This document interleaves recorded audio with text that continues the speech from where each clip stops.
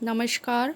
Lord William Bentinck secondary school द्वारा आयोजित हिंदी की कक्षा में आप सभी का स्वागत है। आज हम पढ़ रहे हैं व्याकरण निपुण से अध्याय 18 विशेषण।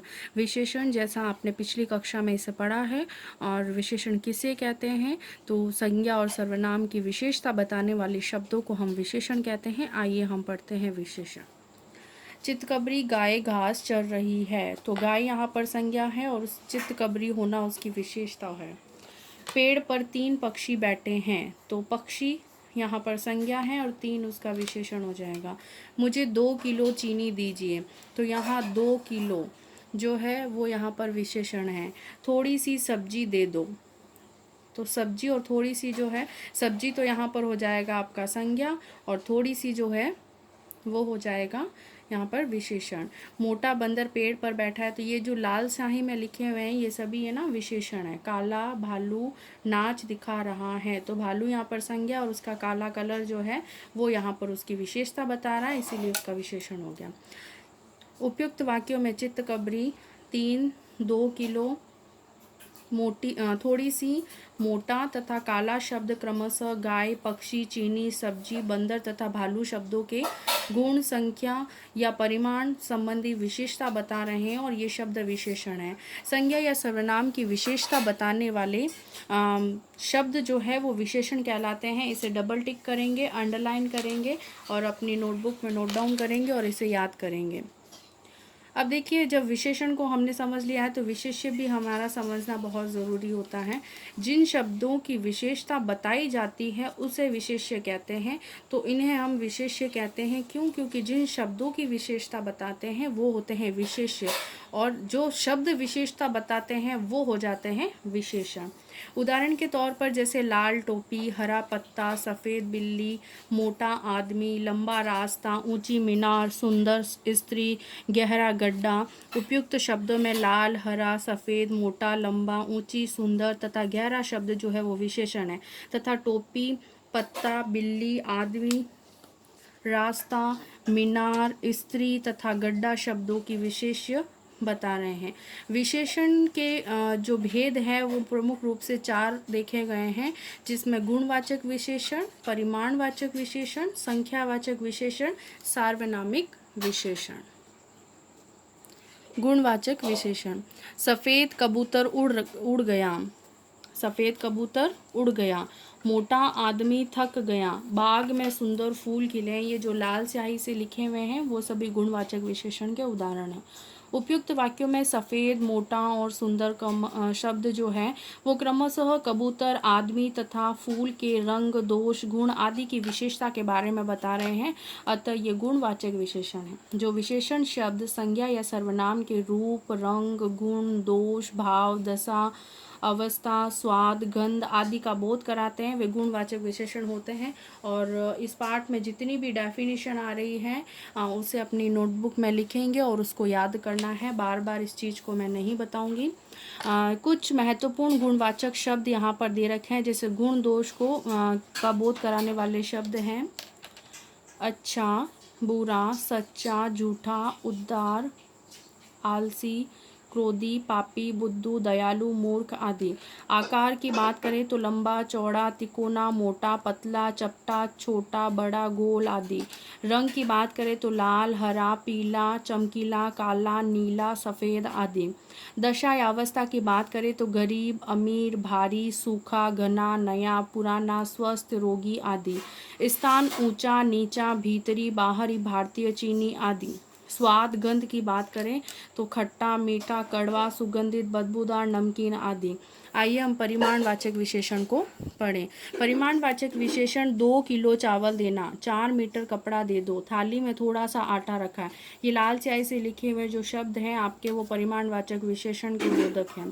ऊपर दिए गए वाक्यों में 2 किलो, 4 मीटर तथा थोड़ा शब्दों से वाक्य में आए संज्ञा शब्दों क्रमशः चावल, कपड़ा तथा आटे की परिमाण संबंधी जानकारी प्राप्त होती है, अतः यह परिमाणवाचक विशेषण है। जिन विशेषण शब्दों से वस्तुओं की माप तोल संबंधी विशेषता का पता चले उन्हें परिमाणवाचक विशेषण कहते हैं। ऊपर दिए गए उदाहरणों में 2 किलो व 4 मीटर शब्द निश्चित परिमाण की जानकारी दे रहे हैं, लेकिन थोड़ा शब्द निश्चित परिमाण की जानकारी नहीं दे रहा है, और इसी आधार पर परिमाणवाचक विशेषण के दो भेद हैं, निश्चित परिमाणवाचक और अनिश्चित परिमाणवाचक विशेषण। निश्चित परिमाणवाचक विशेषण को देखें तो 2 लीटर दूध देना, 5 किलो चीनी ले जाओ। तो उपयुक्त वाक्यों में 2 लीटर तथा 5 किलो शब्द संज्ञा शब्दों क्रमशः दूध तथा चीनी की निश्चित परिमाण मात्रा की जानकारी दे रहे हैं, अतः ये निश्चित परिमाणवाचक विशेषण हैं। जो शब्द संज्ञा या सर्वनाम की निश्चित माप, तोल या मात्रा का बोध कराते हैं वे निश्चित परिमाणवाचक विशेषण कहलाते हैं। अनिश्चित परिमाणवाचक विशेषण को देखेंगे तो मेरे हाथ में बहुत सा तेल बिखर गया है, गिलास में थोड़ा शरबत रखा है। उपयुक्त वाक्यों में बहुत सा और थोड़ा शब्द जो है वाक्य में आय संज्ञा शब्दों क्रमशः तेल और शरबत के निश्चित परिमाण की जानकारी नहीं दे सकते हैं, अतः ये अनिश्चित परिमाणवाचक विशेषण है। और बहुत, अधिक, तनिक, इतना, ये सभी अनिश्चित परिमाणवाचक विशेषण के उदाहरण हैं। जो विशेषण शब्द संज्ञा या सर्वनाम की माप, तोल व मात्रा संबंधी विशेषता की निश्चित जानकारी का बोध नहीं कराते हैं वे अनिश्चित परिमाणवाचक विशेषण कहलाते हैं। संख्यावाचक विशेषण। मेज पर 4 आम रखे हैं। देखिए ये जो शब्द होंगे वो संख्याओं का बोध कराएंगे। वहाँ अनेक लोग खड़े हैं, आज 2 छात्र अनुपस्थित हैं। ऊपर दिए गए वाक्यों में 4, अनेक तथा 2 शब्द क्रमशः आम, लोग तथा छात्रों की संख्या से संबंधित जानकारी दे रहे हैं, अतः ये संख्यावाचक विशेषण है। जो विशेषण शब्द संज्ञा या सर्वनाम की संख्या संबंधी विशेषता का बोध कराते हैं ये संख्यावाचक विशेषण कहलाते हैं। पीछे दिए गए उदाहरणों में 4 और 2 शब्द जो है वो निश्चित संख्या की जानकारी दे रहे हैं, लेकिन अनेक शब्द निश्चित संख्या की जानकारी नहीं दे रहा है, और इसीलिए इसी आधार पर संख्यावाचक विशेषण के दो भेद होते हैं, और इन दो भेदों में निश्चित संख्यावाचक और अनिश्चित संख्यावाचक। निश्चित संख्यावाचक विशेषण को देखें तो जैसे एक गिलास मेज पर रखा है तो यहाँ 1 है, 1 दर्जन केले दे दो तो 1 दर्जन, कक्षा में 15 विद्यार्थी बैठे हैं तो 15, और पौधे पर 4 गुलाब के फूल खिले हैं तो 4। उपयुक्त वाक्यों में रंगीन शब्द 1, 1 दर्जन, 15 तथा 4 वाक्य में आय संज्ञा शब्दों क्रमशः गिलास, केले, विद्यार्थी व गुलाब की निश्चित संख्या की ओर संकेत कर रहे हैं, अतः ये निश्चित संख्यावाचक विशेषण है। जो विशेषण शब्द संज्ञा या सर्वनाम की निश्चित संख्या का बोध कराते हैं वे निश्चित संख्यावाचक विशेषण कहलाते हैं। अनिश्चित संख्यावाचक विशेषण को देखें तो पेड़ पर कुछ आम लटक रहे हैं, टोकरी में थोड़े संतरे रखे हैं, सभा में अनेक लोग आए हैं, अलमारी में कई पुस्तकें रखी है। उपयुक्त वाक्यों में कुछ, थोड़े, अनेक तथा कई शब्द वाक्य में आय संज्ञा शब्दों क्रमशः आम, संतरे, लोग तथा पुस्तकों की निश्चित संख्या के बारे में नहीं बता रहे हैं, अतः यह अनिश्चित संख्यावाचक विशेषण है। जो विशेषण शब्द संज्ञा या सर्वनाम शब्दों की निश्चित संख्या का बोध नहीं कराते हैं वे अनिश्चित वाचक विशेषण कहलाते हैं। सार्वनामिक विशेषण। यह पुस्तक मेरी है, वह घर राजेश का है, मैं इस कक्षा में पढ़ता हूँ, उस पेंसिल को उठा लो। उपयुक्त वाक्यों में यह, वह, इस तथा उस सर्वनाम क्रमशः पुस्तक, घर, कक्षा तथा पेंसिल संज्ञाओं की ओर संकेत कर रहे हैं, अतः ये सार्वनामिक विशेषण है। सार्वनामिक विशेषण को संकेतवाचक विशेषण भी कहते हैं। जो सर्वनाम शब्द किसी संज्ञा से पहले प्रयुक्त होकर उसकी विशेषता बताते हैं या उसकी ओर संकेत करते हैं तो वे सार्वनामिक विशेषण कहलाते हैं। सर्वनाम और सार्वनामिक विशेषण में अंतर बहुतायत से पूछा जाता है, तो इसे टिक करके ध्यान में रखेंगे। सर्वनाम में जैसे वह पढ़ रही है तो यहाँ संज्ञा के साथ वह नहीं आ रहा, लेकिन यदि सार्वनामिक विशेषण की बात करें तो यहाँ पर वह जो है वो संज्ञा के साथ आएगा। तो संज्ञा यहाँ पर क्या हो गई, लड़की। वह लड़की पढ़ रही है, यह होशियार है, तो यहाँ पर संज्ञा नहीं है, लेकिन सार्वनामिक विशेषण में यहाँ पर संज्ञा होगी। जैसे यह लड़का होशियार है, वे जा रहे हैं, तो यहाँ वे के साथ में संज्ञा नहीं है, लेकिन यहाँ पर सार्वनामिक विशेषण के अंदर हम देखेंगे कि यहाँ पर संज्ञा आएगी। वे लोग जा रहे हैं। खंड क में रंगीन शब्द यह, वह, यह तथा वे शब्दों का प्रयोग सर्वनाम के रूप में हुआ है, जबकि खंड ख में वह, यह तथा वे क्रमशः लड़की, लड़का तथा लोग संज्ञा की ओर संकेत कर रहे हैं। अतः खंड क में प्रयुक्त वह, यह तथा वे सर्वनाम है, जबकि खंड ख में प्रयुक्त सर्वनाम सार्वनामिक विशेषण की श्रेणी में आते हैं। इस प्रकार हम कह सकते हैं कि संज्ञा के स्थान पर या स्वतंत्र रूप से प्रयुक्त शब्द सर्वनाम कहलाते हैं, जबकि संज्ञा में जो पहले प्रयुक्त होने पर यही जो सर्वनाम शब्द है वो सार्वनामिक विशेषण के रूप में हम प्रयोग में लेते हैं। संख्यावाचक या परिमाणवाचक विशेषण में अंतर तो देखिए, खंड क और खंड ख।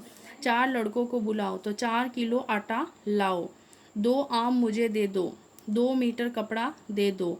थोड़े लोग ही आए थे, थोड़ा पानी पिला दो। उपयुक्त खंड क में प्रयुक्त 4, 2 और थोड़े शब्द क्रमशः वाक्य में आए लड़कों, आम तथा लोग शब्दों की संख्या का बोध करा रहे हैं। अतः ये संख्यावाचक विशेषण के उदाहरण हैं, जबकि खंड ख में प्रयुक्त 4, 2 तथा थोड़ा शब्द क्रमशः वाक्य में आए आटा, कपड़ा तथा पानी शब्दों के परिमाण का बोध करा रहे हैं। अतः ये परिमाणवाचक विशेषण हैं।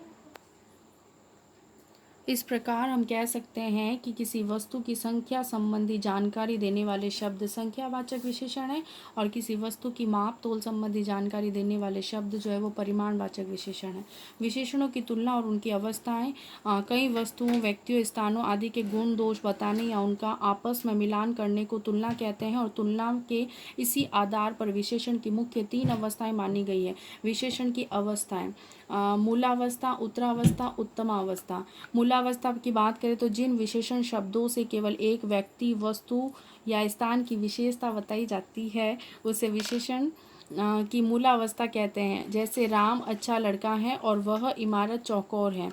उत्तरावस्था की बात करें तो इसमें तर, जैसे उत्तरावस्था तो इसमें तर जो है वो आएगा पीछे, और इसमें तम आएगा। देखिए, जिन विशेषण शब्दों से एक को दूसरे से अधिक या कम बताया जाता है, मतलब जहाँ पर तुलना होगी वहाँ उत्तरावस्था होगी, उसे विशेषण की उत्तरावस्था कहते हैं। अर्थात उत्तरावस्था में 2 वस्तुओं की तुलना करके एक की अधिकता या कमी बताई जाती है। जैसे राम श्याम से अच्छा लड़का है, यह इमारत उस इमारत से ऊंची है। उत्तमावस्था: जब 2 या 2 से अधिक की तुलना करके एक को सबसे अधिक श्रेष्ठ या सबसे कम बताया जाता है तो उसे हम विशेषण की उत्तमावस्था कहते हैं। जैसे किशोर सबसे अच्छा है और यह इमारत सबसे ऊंची है। अवस्थाओं के रूप को देखें तो अधिक या सबसे अधिक शब्द लगा करके हम क्रमशः उत्तरावस्था तथा उत्तमावस्था के रूप बना सकते हैं। जैसे मूलावस्था में जैसे अच्छा है तो उत्तरावस्था में अधिक अच्छा होगा और उत्तमा में सबसे अच्छा। साहसी, अधिक साहसी, सबसे साहसी। मोटा, अधिक मोटा, सबसे मोटा। गंदा, अधिक गंदा, सबसे गंदा। लंबा, अधिक लंबा, सबसे लंबा। तत्सम शब्दों में तर और तम प्रत्यय जोड़ करके भी उत्तरावस्था और उत्तमावस्था के रूप बनाए जाते हैं। जैसे अधिक, अधिकतर, अधिकतम। सुंदर, सुंदरतर, सुंदरतम। प्रिय, प्रियतर, प्रियतम। उच्च, उच्चतर, उच्चतम। कठोर, कठोरतर, कठोरतम। विशाल, विशाल, विशाल, विशाल, विशालतर, विशालतम। कोमल, कोमलतर, कोमलतम। विशेषण शब्दों की रचना।